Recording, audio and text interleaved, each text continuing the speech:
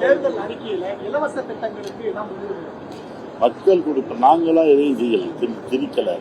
தேர்தல் அறிக்கை மக்களிடம் இருந்த கருத்துக்களை பெற்று அதன் அடிப்படையில் தயாரிக்கப்படுவதுதான் இந்த தேர்தல் அறிக்கை. கதாநாயகன் மட்டுமல்ல, இந்த தேர்தலுக்கு கதாநாயகி அறிக்கை இருக்கும் அப்படின்னு ஒரு கருத்து சொல்லியிருக்காங்க.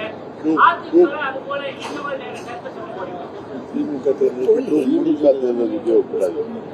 அவர்கள் அதோட கொடுத்துட்டு இன்னைக்கு காலையில கொடுத்ததை சாயங்காலம் மறந்துடுவாங்க.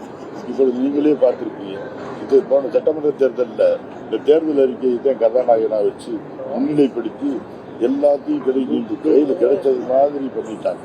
மக்களை பொய் சொல்லி ஏமாற்றுவது அனைத்து இந்திய அண்ணா திராவிட முன்னேற்ற கழகத்தின் வழக்கம் அல்ல.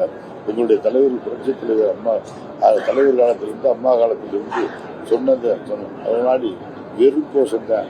சொன்னதை செய்வோம், செய்வதை சொல்லுவோம். அவங்க சொன்னதையும் செய்ய மாட்டாங்க, செய்வதையும் சொல்ல மாட்டாங்க. சில அத்தனையும் அதுபோல இல்லாமல் என்ன செய்வதுன்னா மக்களுக்கு எதிரான நடவடிக்கையிலேயே செயல்வார்கள், அதை சொல்லவும் மாட்டாங்க.